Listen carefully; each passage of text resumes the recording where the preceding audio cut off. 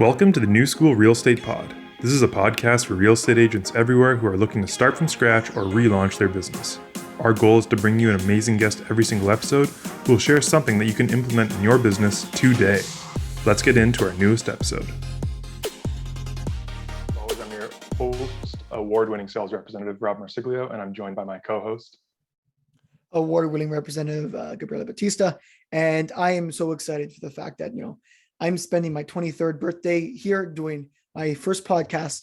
And you know what? Let's start the year with a bang. So I'm really excited to get going. Rob, how are you doing today?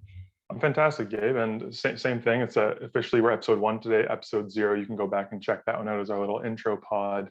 But episode 1, Gabe, I want to kind of there's a little analogy, a little story here. I want to introduce this episode a little bit before I toss it over to you. And if this podcast was a realtor's career, you'd expect us to start with some smaller guests, like kind of equivalent to doing leases early on in your career, right? Building up that database.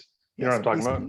Absolutely. I think how we're going to start this podcast off today with episode 1, we just we locked on a $5 million luxury listing on our first ever episode. Yeah, and we got to sell that bad boy. We got to sell it. It ain't sitting on the market today. And with that being said, we are introducing our first guest, Glenn McQueenie, famous for the amazing book, The McQueenie Method, Own Your Niche, Own Your Market. And today we're going to be talking about niche markets in real estate. Welcome, Glenn. Well, thank you. Thanks for having me. It's what an honor to be with Gabriel and Robert. Boom. Look at this. Yeah. A little bit of the vetting process, Glenn, early days. We just need to make sure you were in fact an award-winning sales representative back in your selling days. I was the $5 million award-winning seller back in those days. No, I love that whole thing because every agent's an award-winning realtor, and I just love what you're doing. Yeah, lots of them, and don't have any of them hanging up on my walls. But that's just me. Love to see it. Love to see it. Can you give us, Glenn, just a little Coles notes about how did you get to where you are in the industry now? What were the early days like coming up in the industry, and how did you get to where you are now? Well, just the coolest note is I had 27 jobs from when I was 10 until I was 23 years old. And after I graduated university, I just made a decision that I'd never work for anyone else again. And I had some great bosses and some terrible bosses. So when I was 23, I just finished university. So Gabriel, look at us. And you're like a veteran now. When 23, I was a rookie, and I got into the business because my parents, I was always fascinated with real estate. I remember even playing soccer when I was 5 or 6 years old. And I remember even they were selling homes at Leslie and York Mills, Denlow Estates for $39,000. I remember asking my parents, why don't we buy a house? Well, my parents were immigrants and they didn't have any money, and they were like, oh, shut up, stupid kid, or whatever. But I was always fascinated with it. And just it was always I never owned, we rented all our life. But I always thought, well, what an interesting way that you can be your own boss. You've got unlimited potential. There's so many markets, even niche markets within real estate that you could go into. And I just dove in. It was 1989, and the market was kind of just like this. Prices were going up 36, 40%. Lots of agents in the office owned homes. I started with this independent in Scarborough called Robert Case Realty, a great company. And then 1990 came and the market crashed. And I saw all these agents with big houses and nice spouses and great Cadillac SDS cars within a few years just lose a lot of it. And it's just because interest rates went up to about 15%, prices dropped 40%. And so, but I didn't know any different. And for them, it was a shock to their system. Oh my God. And they just kind of yearned for the good old days and almost stopped working. So I always think, as our market shifts, it's so dynamic. Some markets are shifting, others aren't. This should be an opportunity for people in getting into the business to get their market. And I was it was called, I think of it as the gift of the shift, right? Because in a great market, it's really hard for you to get market share, especially with so many agents. And at that time, there was about 30,000 agents, and we went down to about 18,000. Wow. But I was so naive, I just didn't know any different. So I just would just get up and go to work. Like it was like, that's just how I was programmed. And I tried every possible thing, and we could talk about that more. Like I made every single mistake. So if I can shortcut anyone today and get you onto the path to success, that would be great. And just finally, since then, within 2 or 3 years, I was their #1 award-winning agent out of 225 Awesome. agents left. Joined Remax because that's where all the kind of cool kids at the time, and you had to qualify to get into there. Had a great time at Remax for 10 or 12 years, and then opened the first Keller Williams in Toronto, second in Canada in 2004. So 18 years ago. And, now we've got 540 agents in 4 offices. We help about 7,000 families a year, which is really amazing. And I just get to work with some I don't know, next level agents who are just really deeply care about people. So. That's really well said. And how many offices do you have opened right now? You have the We have 4. Yeah, 4. We have 2 in Toronto, 1 in London, and 1 in Windsor. So we opened London 6 years ago, and Windsor 3.5 years ago. And interesting thing about Windsor is I thought it was just a city you drove by to get to Florida. I didn't actually know that. We never even went that way. 401, there was actually a whole town. Like, We would bypass it altogether and go through. And well, you do. It's one of the few cities that you completely bypass. Yeah, seriously.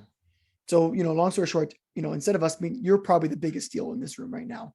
Instead of calling us a big deal.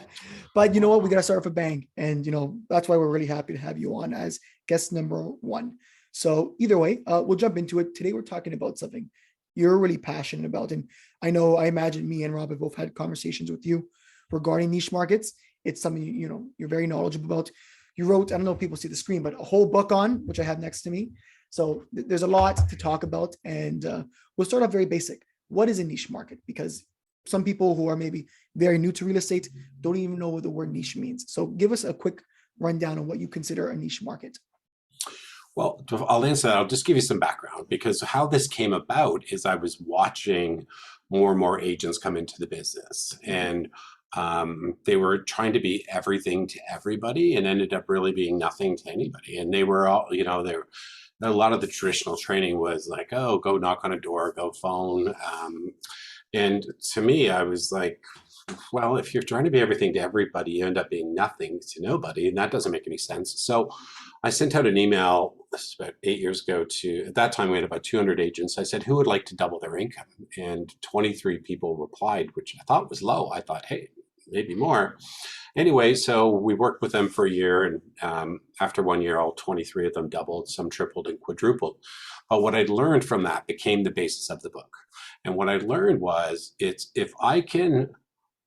you can match your unique abilities, your natural strengths, your factory installed stuff, and everyone comes into real estate with a different background, right? Right. If we can match all of your strengths to a target market of either geographic or a demographic area, or a psychographic, which is like why people move, like, we're moving because we want to get into a good school district, we're moving because we're getting divorced, or death in the family.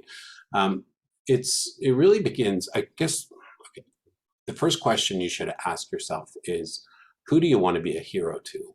Like, if you can just imagine that I'm building a factory and it's just going to spit out this one perfect fit client for you.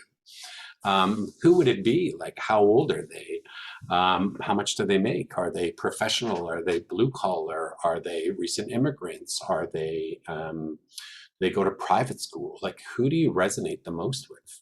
And then you have to kind of plan it from their point of view, not yours. Like, what's keeping them up at night? What's their biggest fear? What's their aspiration? And once you can plan from that, then that becomes the foundation of discovering your niche market. So a niche market is something that you're really interested in, and you have some natural strengths that you want to bring to it. So you kind of get a head start on everybody. So do you guys remember those Toronto versus everybody shirts? Mm-hmm. Oh, yeah. I think we need to have one with that saying, Glenn. If you try to be everything to everybody, you're going to be nothing or nobody to everybody. You know what I mean? Yeah, we'll get those shirts made up. We'll get those shirts made up for sure. It'll be in our store. It's so crazy, but you know, we all started that way, right? Like I Right. was like, yeah, I do rentals, and yeah, I'll do here in Oakville, yeah, for sure. You know, Orangeville, and so it's just kind of the price you had to pay when I was starting anyway. You had to learn all these areas, and but I don't think you have to do that, you know, because we have technology, and if you think about the internet is really just a collection of niche markets. Right. Every site is just a niche market. And you know, you would never launch a website saying this is a website for everyone. Right. Mm-hmm. Right. Like hi, it's a website for everyone. Well, what's it about? Oh, it's for everyone. You know, like you'd never do that. So. No, definitely not. When you're talking about finding somebody's pain point, what's keeping somebody up at night, how are you advising people to go about answering that question, Glenn? Like what does that look like? Is the answer within you, or are you going out and seeking that out somehow? Well, I'd probably start with your sphere of influence first, right? And or even like look at who do you kind of resonate and get along with the most, right? Is it like, you know, who'd you hang out in school with? Was it the jocks? Was it the nerds? Like, you know, from that point, because my belief is that we're all perfect the way we are. We just need to find a market that matches up to who I am. So here's an example. We had an agent join us 2 years ago, and she was a paralegal at a law firm for 25 years that specialized in divorce. So over 25 years, she got to know all the lawyers. All she did was divorces, and she knew all the other lawyers and all the other paralegals. And so when she decided to get into real estate and she was asking, you know, what market should I go in? I was like, well, what's your experience? What's your natural strength? And she's like, divorces. And so we just created a niche market, divorce market. And now she's like, I think the top #2 agent in London, award winning. And all of her clients are, you know, because she gets them. Like she has that inner knowledge of it. Now, if you don't have that, then you have to sit there and go, well, who do I want to be a hero to? Is it, do I want to work for, do I want to help the Maple Leaf players find their home, right? You know, Right. I helped all the Blue Jay, I had the entire Blue Jay team from 99 to 2004. And, but that was just stumbled into it from a referral. But there's niche markets everywhere. Like everywhere you look, it could be sports teams, it could be luxury homes, it could be subdivisions, it could be seniors moving down, it could be an income bracket, it could be historic homes, townhouses. I mean, it doesn't stop. Right. So what product gets you excited that you'd like to sell, you know? Awesome.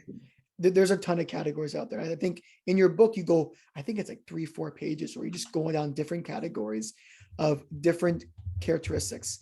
You know, for example, you got young professionals, you got first-time buyers, and you really dig deep on the amount of opportunities that there are. So let's, you know what, we've picked something, we've picked a niche market. How do you go about incorporating that niche market into your business?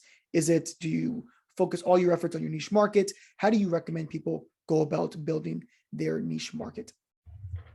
So for your listeners, if they want to, if they go to glennmcqueenie.com, I've got about 80 podcasts there of people I don't know, and within 25 minutes you find their niche market. And so I could just tell you, it's basically we kind of listen to who you are first, and then we ask you that question, like, who is your perfect avatar? Like, who would it be like that you would want to work with? And you know, for some people, especially if you're just graduated from university and all your friends are getting jobs downtown, you know, the easy market for you is going to be doing leases, because you just get along with those people. And but within that sub niche, there's some 23, 24, 25, 26-year-olds who actually will buy a house. So just by being in that orbit, you're not only just going to do leases, but do that. And it's a really beautiful way to start. You know, I've heard many agents go, I'm not going to do leases. I'm like, boy, you are missing the biggest opportunity, because it's not about the lease, you know, it's the lease. And then within 3 years, they're going to buy their first home. And then within 5 years, they're going to sell that and buy another home. And about 10 years later, they're going to sell that and move up to another home. And if things are really going well, they're going to sell that, get to a luxury home. And then eventually they're going to move down and buy a luxury condo, and eventually get into a senior's home, I mean, it's like the life cycle. And I think right now in Toronto, life cycle of each client's about $250,000. So when someone's like, I don't want to do leases, I'm like, oof, well, I think you're just throwing away money right now. And also, just sidebar on that, there's no better way, especially in downtown Toronto, to learn the condo market than by doing 50 leases. Like, you will know the entire market. Yeah. And that's Gabe knows ironic firsthand. Yeah. Yeah, firsthand, because that's, well, ironically, my first year in the business, it was kind of like, oh, where the hell do I go? Like, I don't know what to do. There's so much out there. There's so many different things you can do. And, you know, when COVID kind of hit, I'm like, you know what? Fuck it, let's just do all leases and really get a perspective of what the market is. And by far, I felt like a true professional my second year of real estate, because at that point, I'm telling people I've done 40, 50 deals. You know, the majority of them were leases at that point, but it gave me a really good sense of the market to start out. And, you know, we spoke about this and how you start with one lease and it turns into a working professional who are going to be buying their first condo. And that's really what's kind of getting me going on that case. When it comes to, we pick our niche, we decide what we want to do. Do you recommend people to go straight into it? Do you recommend people to base all of their marketing off of their niche market? So if I'm doing, you know, a working professional, downtown, first time buyer, who's probably, let's say, an accountant or in consulting, do you recommend, you know, we put all of our marketing towards them? I think you should dip your toe in it. You know, I think a niche market should maybe be 10 or 15% of your time, because you don't want to go all in, because what if you discover as you get the inner wisdom of it that it's not what you wanted to do, and now you've done nothing for 3 months or 6 months, or you make a mistake. And I've made some pretty famous mistakes, so which I'll tell you about in a second. But the first one would be like, go dip your toe, gather the inner wisdom of the niche, and talk to people within it. And if it still excites you, then you can go a little bit further with it. But I think it should be 10 or 15% of your time, you know. Is there a point in time where you're transitioning, sorry, Glenn, to 100% into that niche? If you fall in love with it, that's all you want to do? Yeah. So if you imagine there's like this continuum that goes from generalist to specialist to celebrity specialist, right? And so if you imagine getting your hair cut, the generalist is like magic cuts, you know, it's like a quick, fast, easy haircut. The specialist is where, you know, most women go to get to a hairdresser and they pay 4 times as much, but they love that hairdresser, they get a good cut. And then there's another niche market in Toronto, which is called the celebrity hairdresser, which charges you $500 for the same $100 cut you're paying to your hairdresser. It's not any better. It's just marketing. But, you know, but that celebrity didn't become a celebrity until they, you know, started here. So there is a bit of, you know, I would say it's 10 or 15% of the time, but it could move to 30%, and it can then move to 60, and then you could just hit a home run in it, and it's 100% of the time, you know. Right. But I'll just share like one market because I think we learn more from mistakes or whatever sometimes. Sure. I'll be quick, but so I came up with this idea because at that time, you know, 32 years ago, we didn't have a lot of rentals. It just didn't exist. There wasn't any real condos really. It was just mostly apartment buildings and houses. And so the rental market was all with the landlords, and they didn't really pay commission. So I came up with the idea that I was going to get this geographic farm area in Pickering. And I thought at that time you could go after expired listings. So I thought, oh, well, expired listings, which are, you know, listings that didn't sell for whatever reason, I'm going to drive around. It was an area of 5,000 homes, and I found 150 of them. And then I said, aha, I've got an idea, because these people wanted to sell sometime. So I'm going to get like a seller's guide, but I'm going to drive by with my digital camera, take a photo of everyone's house. On the front page of this like cover of this thing, it's going to have a picture of their house. It's going to say sold. Great, like brilliant. What could go wrong, right? So I do this. It honestly takes forever. Print it, all these manuals, and I go and I drop them all off, and, you know, lurking around in the early morning and night, dropping things off. And then I didn't really get any calls, right? I thought this is probably the best marketing. I can't believe no one's thought about it. But then the calls started to come in, but unfortunately they didn't come to me. They went to the broker of record. And then they called me, and I was like, oh, what? And they said, well, we've had some calls on your marketing. I'm like, oh, wow, what did you think? And they're like, well, we don't think that much. And I go, why? And he goes, well, I just had 3 people call complaining. One lady was crying because you scared their kids, because they thought they'd sold their Oh house. man. Right. So, you know, you don't know, right? So, but I've made so many of those mistakes. But, you know, at least now, like, there's a path and you don't have to go through all of that hardship and all that work. So, Yeah, I like the premise because the idea is, even if long term you're looking at one single person, you're at that point, you know, we can talk about, you know, door knocking, cold calling, all these different methods.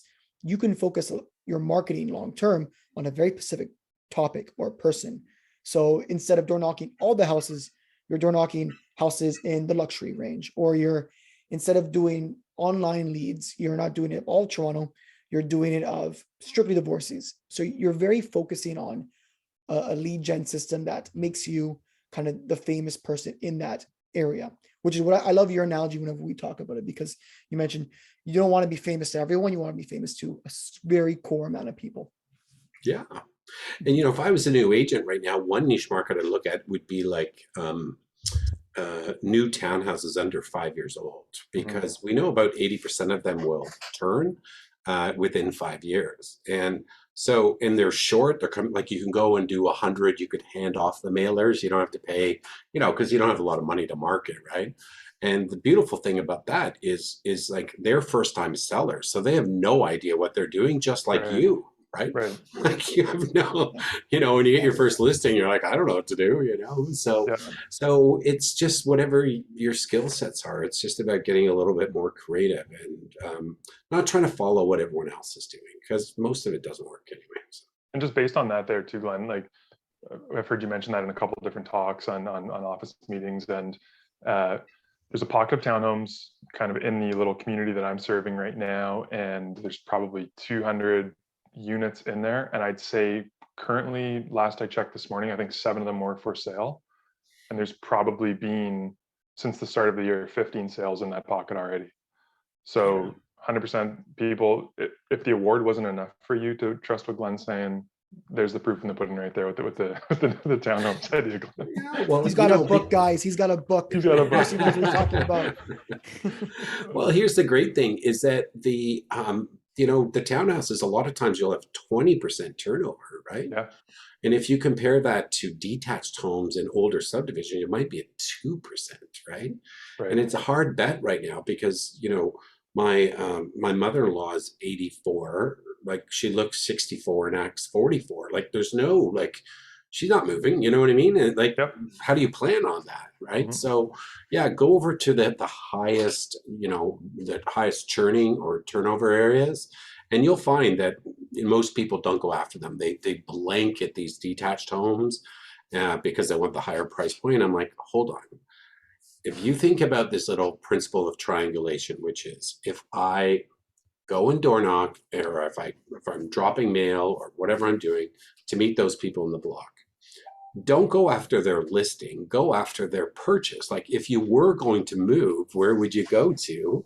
And find out where they're going to move to. And you're going to find about 40% of them will move to almost the same neighborhood. It's just like, you know, you enter with starter home, get to the better school district. And then if you start playing with this now, right? So you're like, okay, so if I have 10 sellers of those townhouses, I can then market to that farm area of move ups and say, I've got 10 families that I'm looking for. I could door knock. Most people would door knock if they're looking for it, if they've got a mission. You know, I'm working with 3 families who want to buy.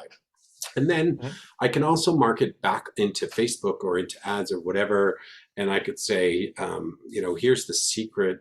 You know, I have 10 townhouses coming up for sale, market to buyers. And it's like a hidden market, right? They're not even on the market right now. Right. And then if I got 5 of those buyers who put their hand up, I could go back to those 10 sellers and say, hey, I've got 5 people thinking about buying your house. So once you start thinking about, like, I call it triangulating, where it's you and there's a triangle, buyer at one side, seller at the other end, and it's just you, and you're trying to, it's your own market now. And you can, I mean, how many townhouse sales with a purchase would you have to do in your first year to have your best, like, a great year in real estate? Right. Yeah. Like it's really minor at that point because you're not double lending, but you got the buy and the list. You got both of them, and then you're famous in the area because they keep seeing your dog and your sign. That's right. And everything. So it's yeah. And then once you do one townhouse block, it's pretty easy to figure out how to do the rest of them, right? And if you want to get really creative and think big, which I do, is like you could turn this into a system and you could sell it to other agents. Well, here's the postcard. Here's how I do it. Here's what we did. And it's just a great market for people, But there's other markets like your baseball team and your golf club, your curling team, there are so many. It's almost like there's so much low-hanging fruit that we go low-hanging fruit blind, and we all try to go after the hard business like cold calling and door knocking. So I think that niche markets, they sound like a great way to insulate yourself in a shifting market. You're becoming that celebrity specialist as well, that they're coming to you, like people need to buy and sell in any market. If you're the niche specialist, they're going to come to you for that. Glenn, you talked on somebody you helped develop the divorce niche market. What's kind of the most unique niche market you've helped somebody develop or seen develop that work that you maybe thought, I don't know if this is going to work in the first place, but it ended up just crushing for this person? My best is this one person I was referred to coaching, and she had recently, her husband had left her with 2 young girls, and she was like had nothing basically, and but she was so mad at him and mad at men that she's like, even when she called me, she's like, well, you have to know, Glenn, I hate men. I was like, oh, that's cool. I hate some men too. It doesn't matter. And so I said, well, what's your mission? And she said, well, I just don't want any other women to go through this. And so we just built this investment niche where she gets together every 4 weeks with a whole bunch of ladies, and they drink wine. They all hate men, and they buy Inca properties together. And but you see, only she could pull that off, right? Because it's just, she had that anger or the energy behind doing it. We've helped people like build a lot of investment niches, like, for investment properties. Helped some people, you create basically an online school directory to target parents who want to move their kids into great schools. Because the only thing, if you've got young kids under 5, the only thing parents care about is getting them into a good school district and a good social network so they can have an easier life than what they did, right? Mm-hmm. So it starts with, who's my customer? Like, here's some questions I would just maybe say if you want me to break down, and then you can interrupt anytime. Yep. But one is, who do I want to be a hero to? Number one. Number 2 is, what's keeping them awake at night? What's their biggest fear and aspiration? What could be their 2 biggest objectives right now that you could handle, right? Objections rather, handle. Where are they now? Would be the next one. Where do they want to go? Why do they want to go? And how can my solution help them? And the last question, I think, is the most important, is, what do I want them telling their friends 30 days after closing of what it was like to work with me, award-winning realtor? Yeah. The award-winning realtor. So people, I want you to pause the podcast right now, rewind it about a minute, and listen to everything Glenn just said one more time, and make sure you do write that information down, please. Rob, you scared me. Don't do it the second time. Don't do it the second time you hear me say that, because you'll just keep going on a loop. I was going to say, I was going to pause the recording, so we almost, destroyed this whole podcast. So you got me off guard, but no, that's well said. Like that's why we kind of wanted to get you, because you know exactly what to say when it comes to really straining people and getting an idea of what a niche market is. To end it off, one last question. We touched on it a little bit, but I'd be curious to see if this was still your answer. You know what? You have a lot of experience. We get rid of all that experience. You're now a new real estate agent today, exactly what you've gone through. How do you start building your business from day one, if that is the case? So again, so I'm saying my point of view, but you have to plan it from your own. Like, what are my strengths? What am I interested in? Right. Yeah. But remember this rule, like there's, okay, I'll answer that, but there's just imagine that it's a little bit of a weird thing in the brain, but the smaller the niche, right, the bigger the market. It's crazy. Most people think subtraction instead of multiplication. Like, They want to kind of go shallow with everybody and do a little bit of everything instead of just going deep. Quick story. It's a legendary story about this guy who bought this land in South Africa. And it was, I think it was called Field of Diamonds is the story. And he started drilling all these holes around the property because they said it had the world's biggest diamond. And after 20 years, he just gave up. And then the next person bought it and they dug one hole really deep and they found the world's largest diamond mine.